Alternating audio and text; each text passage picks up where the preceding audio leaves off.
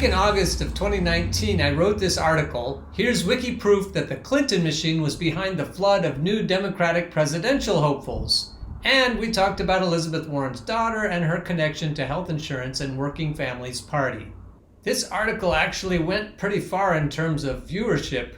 It was a dot connection exercise, and I was showing how the DNC is linked to just about everything that Hillary Clinton did and that other people have been doing as well since then.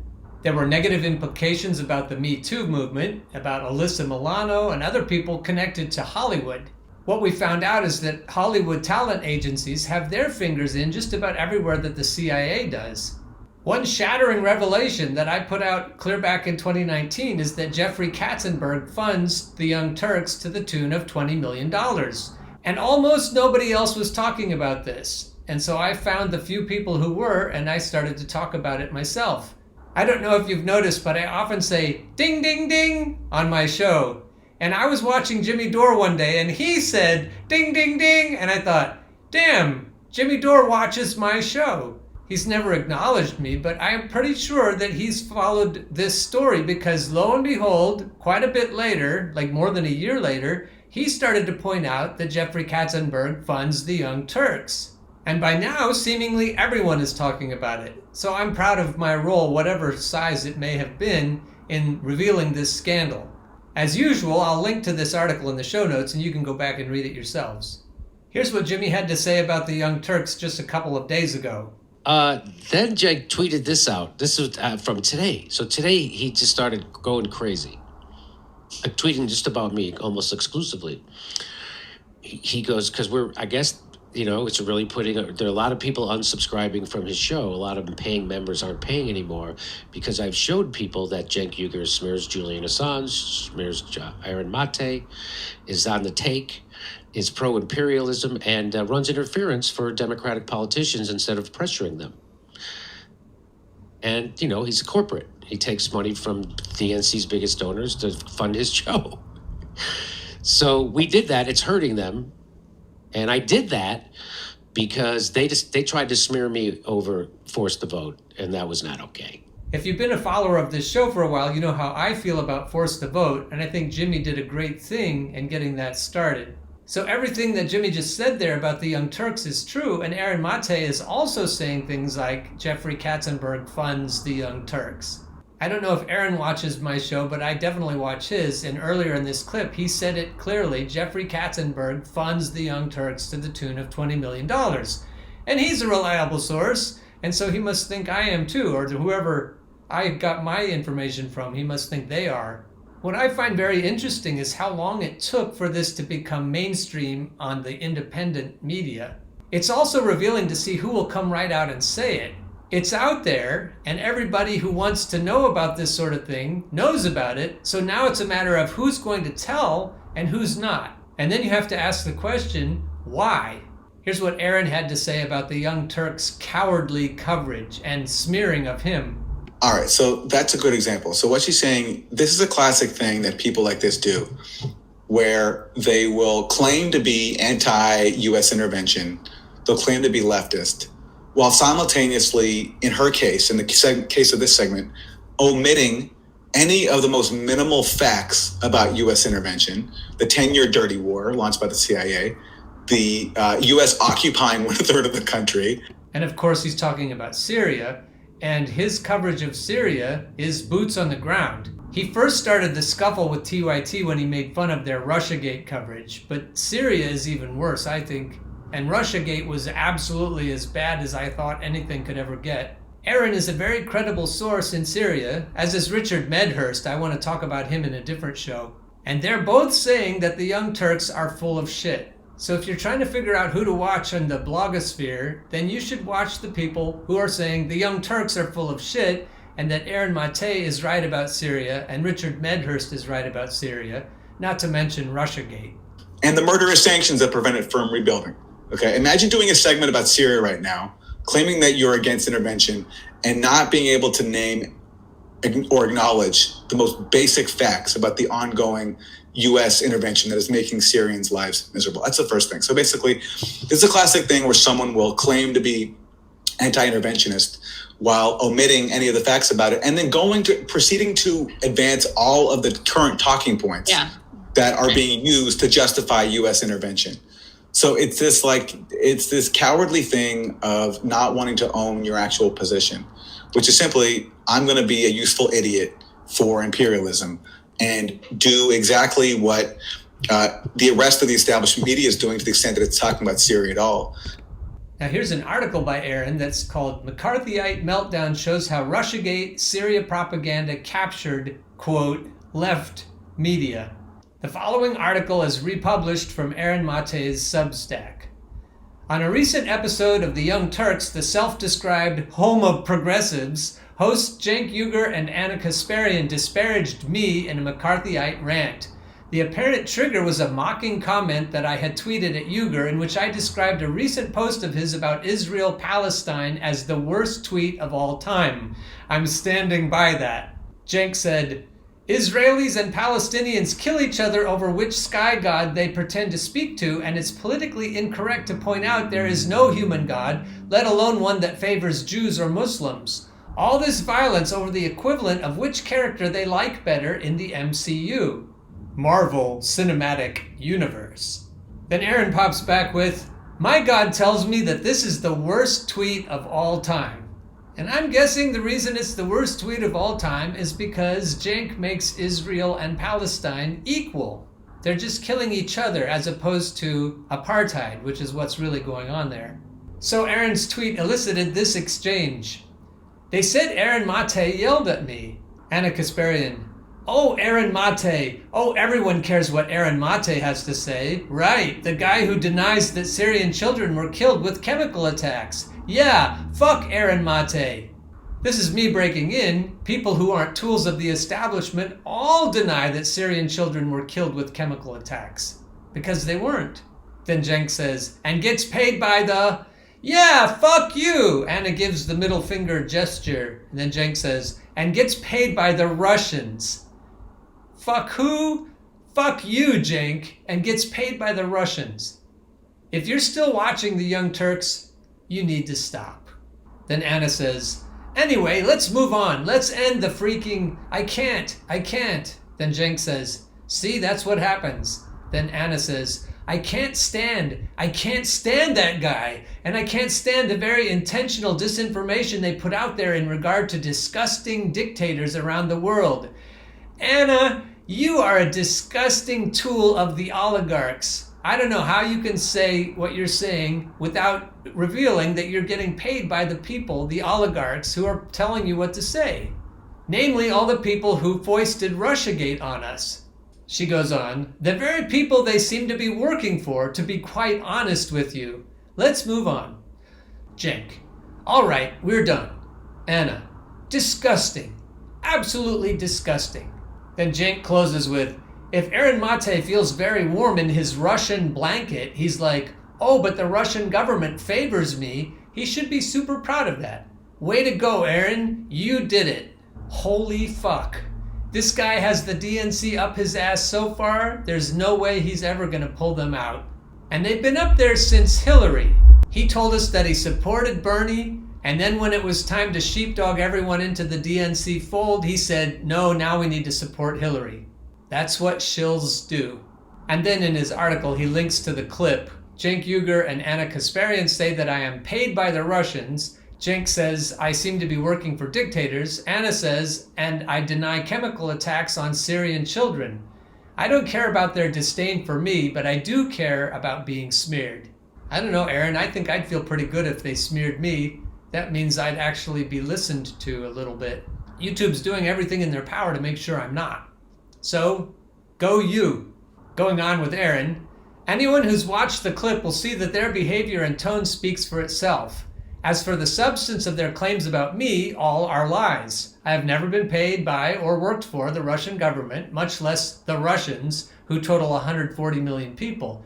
Kasparian's smear in the form of conjecture that I seem to be working for dictators, to be quite honest with you, is maliciously dishonest. If Kasparian and Uygur were really to be quite honest with you and with themselves, they'd come clean about my real crime, in their eyes, being a journalist who does my job. One of the tasks that entails is questioning official narratives put forth by the intelligence agencies and foreign policy wonks that keep U.S. empire running and examining evidence on its merits, regardless of partisan or careerist utility. Ooh! Apparently, TYT has made it a policy to perform neither of these tasks, and far worse, to slander someone who does.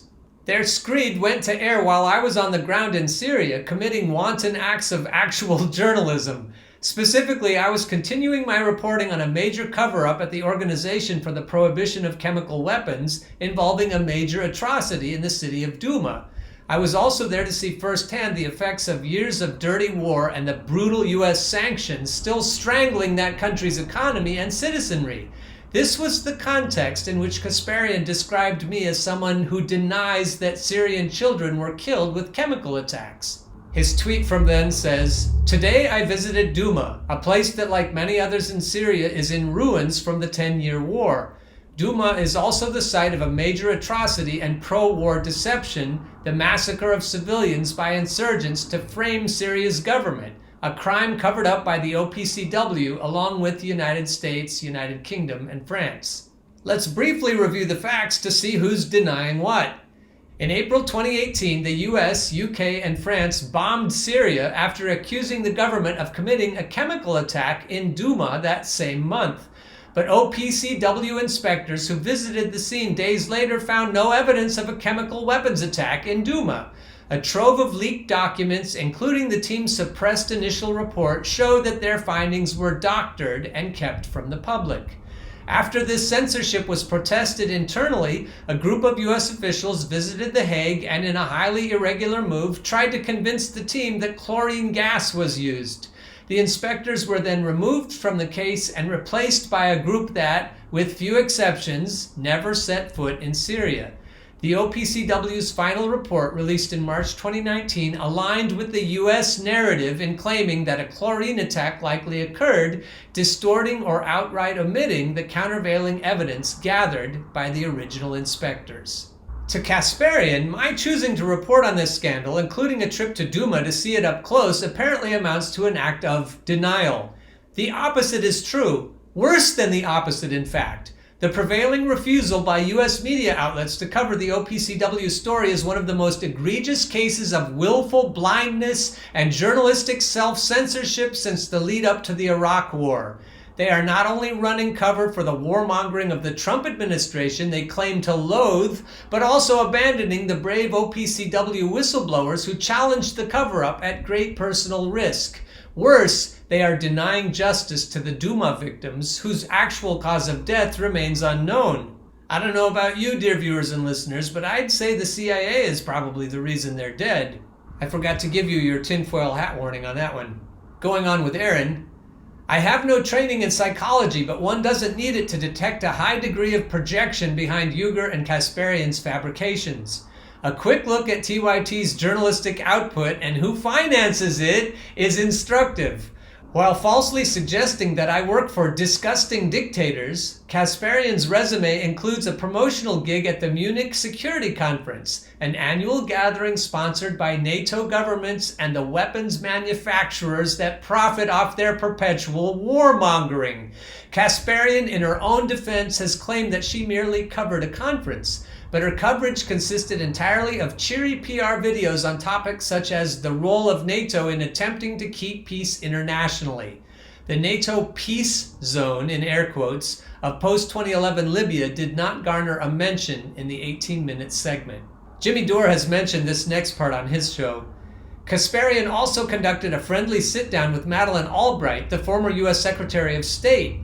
Somehow, Kasparian's self-proclaimed disgust with those who launder the killing of children didn't impel her to even raise Albright's infamous declaration that killing hundreds of thousands of Iraqi children was, in her view, worth it. In fact, Kasparian went so far as to declare that she was delighted and saw it as an honor to interview the admitted child murderer. Here's the good part. As for Uyghur, his through-the-teeth lie that I am paid by the Russians are even more risible given his own funding sources. In 2017, DNC mega-donor and Hollywood mogul Jeffrey Katzenberg led a round of investments in TYT worth $20 million. Thus, after this purportedly progressive outlet took boatloads of money from the neoliberal Democratic Party elite, it is also now parroting their favorite McCarthyite smear tactic. Dissenters and political foes must be paid by the Russians. I have my guesses as to where Uyghur is coming from. Inwardly uncomfortable with the awkward position he's put himself in, maintaining his image as a Bernie Sanders progressive while wrapping himself in the DNC cozy quilt, he has to place the shame somewhere. A journalist that eschews an establishment security blanket and thus has the liberty to stay true to principles is as good a target as any. TYT's meltdown, immature though it was, wasn't just a case of two individuals going off-hinge to slander a perceived foe.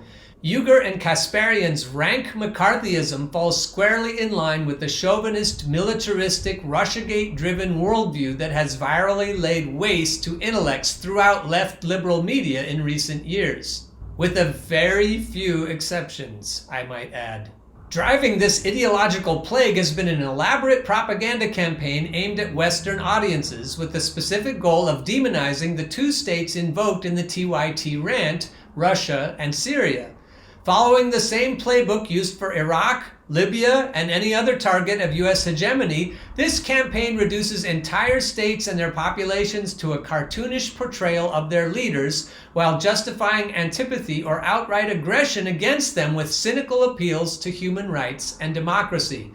What sets the Russia and Syria cases apart is the extent to which this disinformation effort has succeeded in winning over the progressive wing of its target demographic. In the case of Syria, the dominant narrative sold to the world, a genocidal dictator crushing a peaceful national uprising, was so persuasive that I was once swayed by elements of it. In reality, as anyone can see by looking into the facts, Syria has been, since 2011, subjected to one of the most expensive, destructive, and murderous dirty wars in history. The dirty war on Syria has nothing to do with the Syrian protesters who rallied for democratic and anti-corruption reforms under an authoritarian government at the outset of the Arab Spring. Those demonstrations were co-opted and exploited by outside powers, the US, Saudi Arabia, Turkey, Qatar, the UK, and Israel, who simultaneously launched a criminal, likely pre-planned war aimed at collapsing a disobedient, resistance Axis state. The facts are now readily available to anyone willing to absorb them from the most mainstream of sources and the admissions, public and private, of the principles involved. As the official story goes, weapons funneled by the US to Syria under the CIA's Timber Sycamore program were supposedly intended for vetted, so-called moderate militias fighting to bring freedom and democracy to Syria. No one has debunked this myth more succinctly than the current Oval Office occupant. In a characteristically off-script remark to a Harvard audience in 2014, Joe Biden acknowledged that there was no moderate middle in Syria. Instead, Biden said U.S. allies in Syria had poured hundreds of millions of dollars and thousands of tons of weapons into anyone who would fight against Assad, except that the people who were being supplied were al-Nusra and al-Qaeda and the extremist elements of jihadis coming from other parts of the world. This, Biden explained, is why our allies in the region were our largest problem in Syria. What my constant cry was that our biggest problem was our allies. Our allies in the region were our largest problem in Syria. The Turks were great friends, and I have a great relationship with Erdogan, which I just spent a lot of time with. The Saudis, the Emiratis, etc. What were they doing? They were so determined to take down Assad and essentially have a proxy Sunni-Shia war. What did they do? They poured hundreds of millions of dollars and tens, thousands of tons of weapons into anyone who would fight against Assad, except that the people who were being supplied were al-Nusra and al-Qaeda and the extremist elements of jihadis coming from other parts of the world. Holy fuck. He sounded almost sane there. Biden soon apologized for offending his Gulf and Turkish allies, but his only error, aside from failing to name-check Qatar, was omitting the fact that the US was their willing partner, continuing the working relationship of prior dirty wars in Nicaragua and Afghanistan. The Syrian government, backed by Russia, Iran, and the Lebanese resistant group Hezbollah, was ultimately able to defeat the US-backed sectarian Contras and regain control of about 70% of the country. But the damage was incalculable. Hundreds of thousands of dead, millions displaced, industrial and agricultural capacity decimated. A state that once enjoyed some of the highest medical, educational, and food production levels in the Middle East was left divided, hungry, and impoverished. And you really need to go listen to Richard Medhurst if you want to know more about this. Since their military defeat, the US and its allies have imposed another of their interventionist pet policies, strangling the Syrian population with economic warfare. As Syria now faces a famine and tries to rebuild, the US military is occupying 1/3 of Syria, depriving it of access to a resource-rich region containing vital oil reserves and wheat, as US officials openly boast. In the summer of 2020, the Trump administration imposed a new round of crippling sanctions under the bipartisan Caesar Act. These sanctions explicitly target reconstruction and have, in the proud words of Trump envoy James Jeffrey, crushed the country's economy. And that, dear viewers and listeners, means crushing innocent children. Rather than challenge their own government's decade-long military and ongoing economic terror campaign in Syria, a coterie of Western academics, media personalities, there's the Hollywood connection, and journalists have emerged to champion it and to dismiss any heretics as dictator-loving Assadists. In the name of defending the Syrian revolution, these voices promote Western chauvinism and whitewashing its catastrophic consequences for the Syrian people. The claim of democracy promotion is cruelly absurd. No Syrian voted for the NATO states and Gulf autocracies who, acting as a global dictatorship, arrogate to themselves the right to decimate a foreign country by funding, arming, and training a vast army of jihadist proxy militias. To obscure this reality, leftist Western apologists for the Syria dirty war have gone to great lengths to erase the critical US role. Scolding what he called the anti-imperialism of fools, the London-based academic Gilbert Achcar recently declared in The Nation that Washington kept a low profile in the Syrian war. In Achcar's rendering, the US began stepping up its involvement only after the so-called Islamic State surged and crossed the border into Iraq, after which it began restricting its direct intervention to the fighting against ISIS. Achcar's account of Washington's low profile would be news to its policymakers who targeted Syria with one of the costliest covert action programs in the history of the CIA. That's from the New York Times. Drawing on a budget approaching $1 billion a year. That's the Washington Post. Citing a knowledgeable U.S. official, David Ignatius of the Washington Post reported in 2017, the many dozens of militia groups given many hundreds of millions of dollars by the CIA may have killed or wounded 100,000 Syrian soldiers and their allies over the past 4 years. Your tax dollars at work. While it is true that the Obama administration bombed ISIS-held areas in Syria, it is also true that the U.S. deliberately leveraged ISIS's advance for its regime change goals. This was privately conceded in 2016 by then Secretary of State John Kerry, who told a group of Syrian opposition activists that the U.S. sat on its heels as Daesh, ISIS, was growing in strength and even threatening the possibility of going to Damascus, the Syrian capital. We were watching, Kerry explained. We saw that Daesh was growing in strength and we thought Assad was threatened. U.S. indifference to the threat of an ISIS takeover, Kerry added, is why Russia went into Syria in 2015, because they didn't want a Daesh government. If there is anything low profile about this costly, covert, ISIS leveraging and murderous CIA-led dirty war, it is only how basic facts were kept from the Western public that funded it, thanks in no small part to propagandists like Achcar, who continue to give it progressive cover.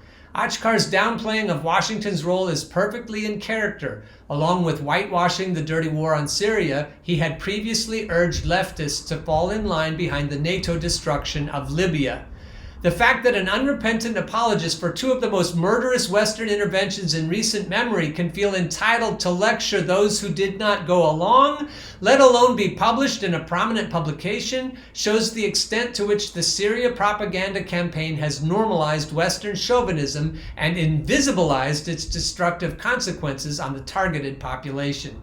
Among the campaign's successes is the fact that now, with the U.S. squeezing the Syrian people with the world's harshest sanctions, there is no major organized U.S. campaign to stop it, nor even any major progressive outlet willing to cover it. Democracy Now!, which so heroically covered the devastating U.S. sanctions on Iraq in the 1990s, has been as silent on the U.S. sanctions on Syria as it has been on the OPCW scandal. The same with The Intercept, which has yet to acknowledge the OPCW whistleblower's existence and last covered the Caesar sanctions while mocking its critics in Code Pink more than 2 years ago when they were first proposed. Here's a tweet by Rania Kalek. This is pure cruelty, and there is no movement to stop U.S. sanctions from ruining ordinary Syrian lives, sanctions with the sole purpose of punishing the country for beating off U.S. and Gulf-backed death squads. After a decade of war fueled by a Western regime change scheme, 60% of Syrians are food insecure. Over 1 million are unable to survive without food assistance. Yet Western policymakers continue to punish the country with starvation sanctions. That's how manufacturing consent works. Ask Caitlin Johnstone or even Noam Chomsky before he became a sheepdog. Here's Aaron again. The manufacturing of consent for the dirty war on Syria set the stage for and undoubtedly directly influenced the Russiagate mania that consumed U.S. politics beginning in 2016. That's where it came from. Already before then, Russia under Vladimir Putin was reinstated, in Western eyes, from a potential client state to, in Mitt Romney's words, our number one geopolitical foe. Democrats mocked Romney for this at the time, but his decree has since become liberal orthodoxy. Fittingly, Anna Kasparian's aforementioned interview with the ex-Secretary of State is titled, Madeleine Albright, We Owe an Apology to Mitt Romney. Wow, Anna.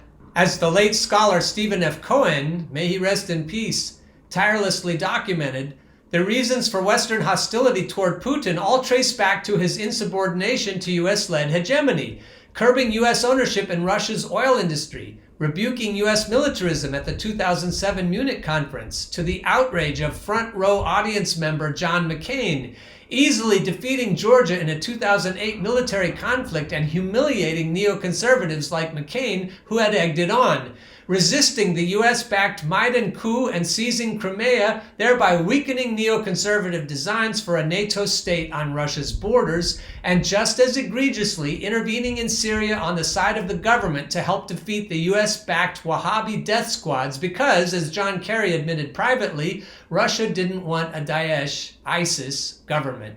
This background set the stage for the demonization of Russia that went into overdrive in 2016 when Russia allegedly waged a sweeping and systematic influence campaign to install Trump in the White House. The motives for Russiagate are by now easily discernible. Blaming Russia and a fictional collusion plot recused Democratic neoliberal elites from having to soul search following their humiliating defeat to Trump. Thus, they evaded any disruption to their cherished power and privilege within the same dysfunctional political system that made his improbable win possible. Meanwhile, Democrats' partisan self-interest converged with that of powerful national security state who saw the loudmouth Trump as an unseemly steward of the global U.S. war machine.